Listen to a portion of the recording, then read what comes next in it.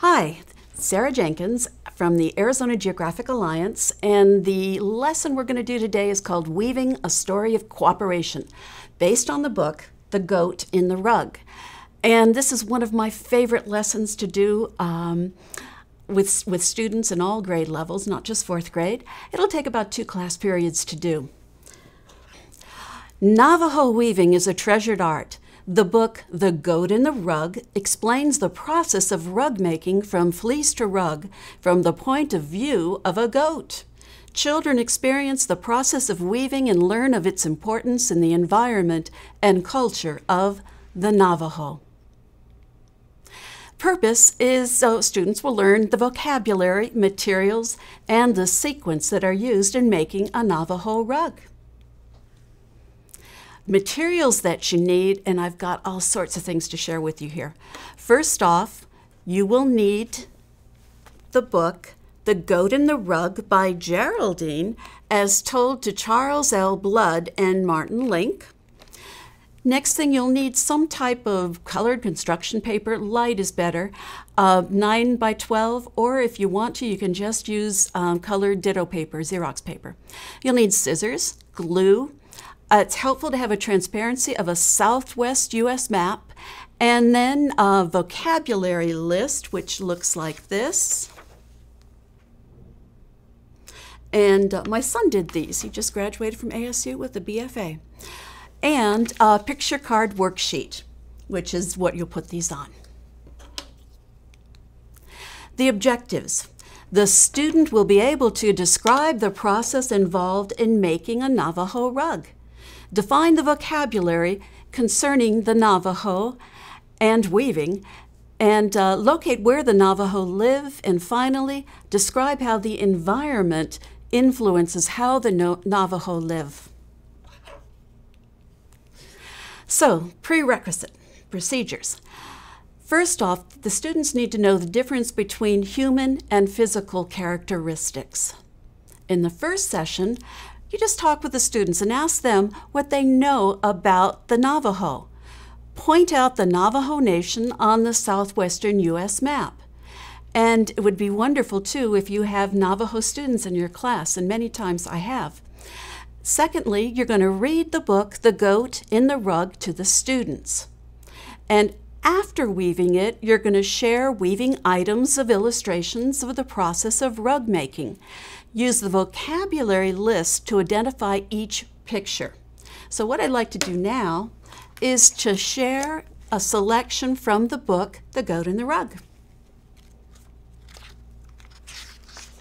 And I'm starting, in the middle of the story. The first thing Glen May did was chop up roots from a yucca plant. The roots made a soapy, rich lather when she mixed them with water. She washed my wool in the suds until it was clean and white. After that, a little bit of me, you might say, was hung up in the sun to dry. When my wool was dry, Glen May took out 2 large square combs with many teeth. By combing my wool between these carding combs, as they're called, she removed any bits of twigs or burrs and straightened out the fibers. She told me it helped make a smoother yarn for spinning. I'd also like to show you some of the materials that you might see that are mentioned in the book. First off, they just talked about carders, and this is one set of carders. There's different carders that you would use for wool and different carders you would use for cotton. The next thing, this is a batten, and you can see it's kind of curved here on the end. Over here, this has been well used in many classes and well spun in many, or unspun, but this is the fleece, and you can find this at any needlepoint knitting store. They usually have amounts, and you can find different colors of any type of thing like that. And then also, this is the spinning wheel, and this might be one like she has to use. The other thing is, later on, something you might want to do with your students is actual weaving, and you could use a weaving loom like this, And you can get these at, well, at any needle craft store or any type of craft store that you find. And I'm just going to set there. And then if you really want to get involved, you can also segue into maths and computers using weaving. Let's see, all right. And there's a vocabulary list for you. And again, you're going to see a lot of words that maybe our students would not be familiar with. And that's part of the lesson plan. Procedures. So you relay the following information. Dene weaving may seem very expensive to buy, and now I brought in that term Dene. The Navajo people call themselves the people, which is actually Dene. And if you want to learn a whole much about the Indian cultures that we have here, the Native American cultures here in Arizona, please contact or go to the website of the Herd Museum. They have an amazing selection of materials and realia that you can use and bring into your classroom. Now, again, you may see, especially if you watch Antique Roadshow, that Navajo rugs are very expensive to buy. But when you think about the time, effort, and thought that is put into each rug, it really might not turn out to be that expensive, like any craft you make. There are no two Dene rugs alike. One weaver estimated the hours that she put into weaving of a rug that measured roughly 4 feet by 3 feet. It took 15 hours to shear the raw wool from the sheep, 355 hours to clean, wash, card, and spin the wool into yarn by hand. And if you've ever washed a dirty fleece, it's extremely time-consuming and messy. 14 hours to dye the yarn, and you might use aniline dyes, which are store-bought, or you might use dyes that you would find in your kitchen even, onion skins or carrot tops, different things like that. And to set the loom, and ready the warp and do the actual weaving, we're talking 150 hours. So let the students figure out how much she made per hour if she sold the rug for $350. On session 2, you're going to give the prompt or raft. You are an expert Navajo rug weaver visiting a 4th grade classroom. The teacher has asked you to teach her students how to make a Navajo rug. So you're going to design an illustrated storyboard with captions that instruct students step by step in the process of weaving a Navajo rug. Use the picture cards provided for your illustrations.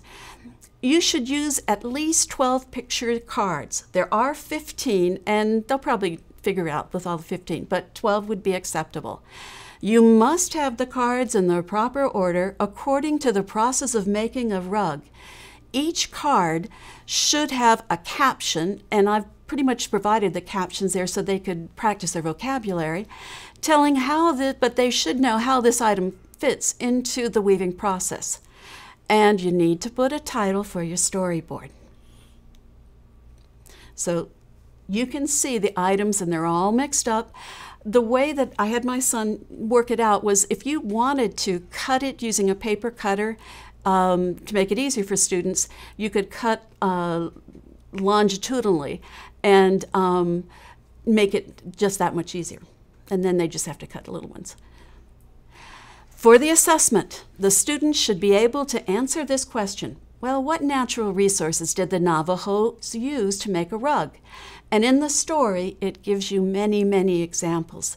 The students should have 8 or more natural resources to be considered mastery. And the answers can include the goats for the wool or the mohair, yucca, water, sun, wood, ponderosa pine, rabbit brush, and all sorts of different dyes that they could use. And for the assessment, where you're going to see it on the storyboard, it should be in order. The sequence of events should be correct. The storyboard should have at least 12 cards, minimum, the proper order. And I said 2 points per card, or 24 points, and in total, and then 1 point for the total, making mastery 25 points or higher. Now, the sequence should be the window rock, because that's where the story takes place, and then the goat, whose name is Geraldine, the weaver, whose name is Glen May, and then shears, yucca soap, carding combs, a spindle, yarn, and the plant or plants used for dyeing, dye bucket, wood for the loom, and the Navajo rug. Now, their additional cards, the pin, the batten, the comb, and the sacking needle, if you choose to use, would go between the loom and the Navajo rug. There really isn't a set sequence for that because you're continually doing it. Extensions. Obtain fiber and schedule time for students to wash it, card it, spin it, and weave it. What I used to do is contact the Arizona Weaving Guild, and it's located, I believe, in Cave Creek, Arizona. And they were more than willing to come out and do this with your students. In fact, I had a class after schools, and we made wallets out of fleece that we spun and dyed. Make pot holders like I showed you earlier. Wonderful for hand-eye coordination, and they make fabulous gifts. And then if the actual materials are available, what I would do with my kids, since I've got most of these items, is I would do a lineup in the sequence of how you make a rug. And the students would stand with the item and just line up in front of the classroom. I hope you have lots of fun doing this. And again, there's lots of people that you can contact, Herd Museum and the Weavers Guild. Thank you very much.